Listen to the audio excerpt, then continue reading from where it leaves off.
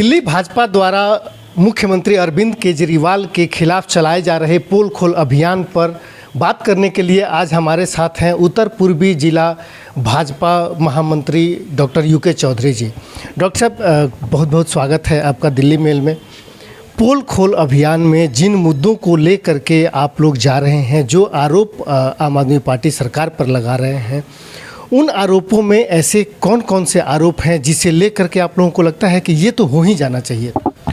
देखिए, पहले मैं पोल खोल अभियान के बारे में बताना चाहूँ कि इसकी आवश्यकता क्यों पड़ी।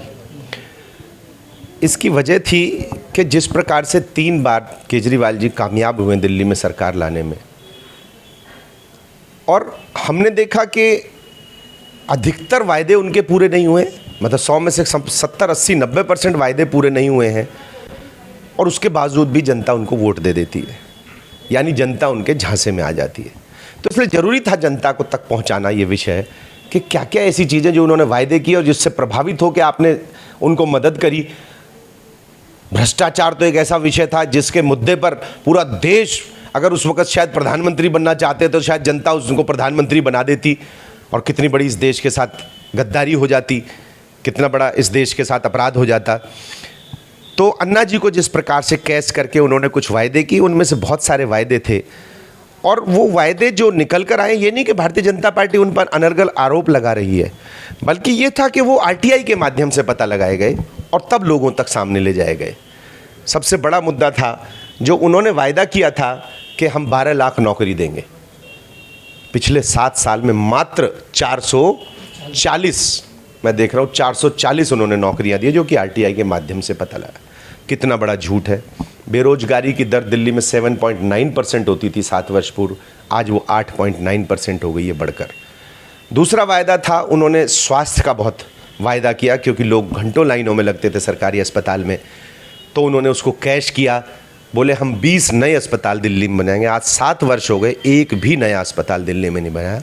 कोरोना काल में आपने हालत देखी होगी, मात्र एक मोहल्ला क्लिनिक कुछ बनाने में, और ज़्यादातर मोहल्ला क्लिनिक की हालत आप देख रहे हैं क्या है, उसमें ना तो किसी को वैक्सीनेशन की हेल्प, ना तो किसी को ऑक्सीजन देने की हेल्प कोरोना के टाइम में कोई भी, जो कि डेवलप की जा सकती थी वो भी डेवलप नहीं की, और कुल मिला के जो है उन्होंने जो अपना स्वास्थ्य का स्तर है उसको 0 पे लेके आ गए। ये लोगों को पता होना चाहिए, एक भी नया अस्पताल नहीं खोला है।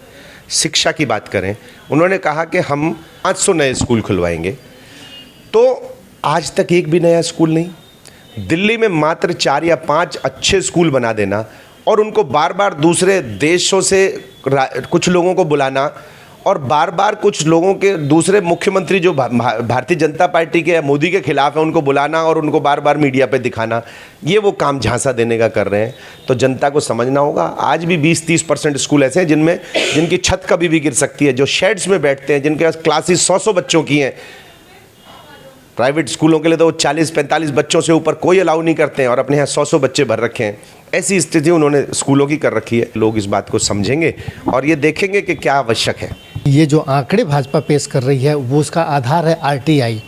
आरटीआई के दौरान के आधार पर भाजपा आरोप लगा रही है। वहीं आम आदमी पार्टी जो है अलग अलग मंचों पर ये बताते हुए घूम रही है, जैसे डीटीसी की बात आपने की, आपने कहा कि 3670 बसें जो हैं वो आरटीआई के माध्यम से आया है, जबकि दिल्ली सरकार का कहना है कि 7600 के आसपास बसें जो हैं वो सड़क पे हैं।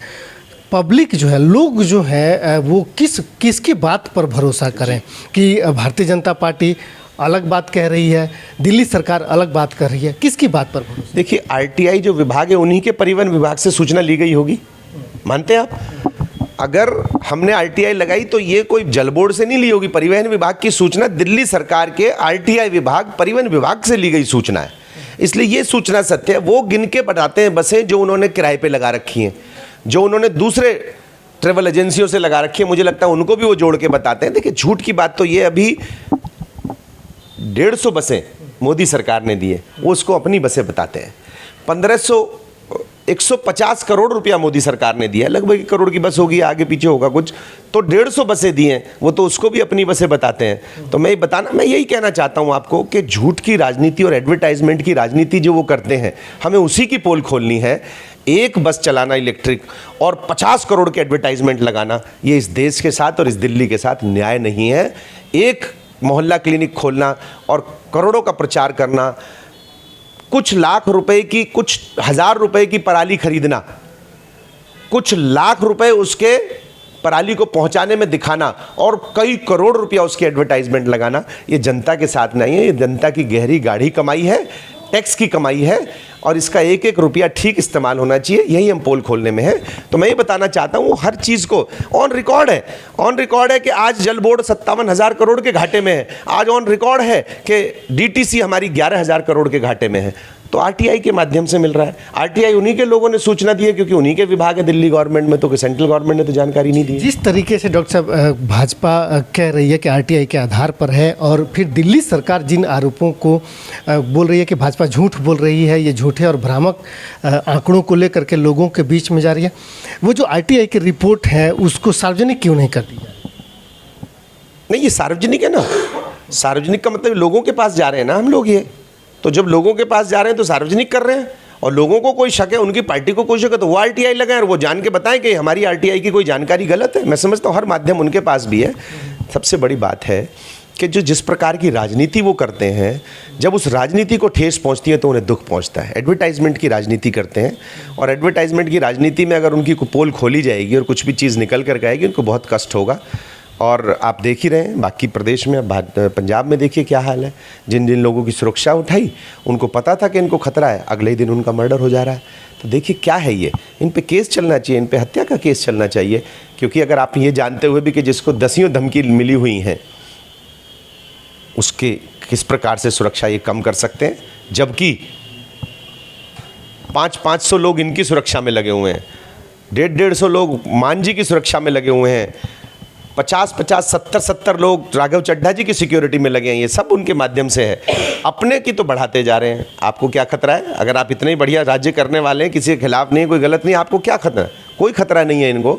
लेकिन क्योंकि इनको दूसरों को, कांग्रेस पार्टी को नीचा दिखाना है, वहाँ पर अकाली दल को नीचा दिखाना है, तो उनके लोग जिन्होंने अच्छे काम किए और उनको धमकी मिली, जिन्होंने अच्छे काम किए और उनको धमकी मिल रही थी और उनको मर्डर का खतरा था, उनकी सुरक्षा घटाई है और उसका रिजल्ट अगले दिन से ही दिखना शुरू हो गया है।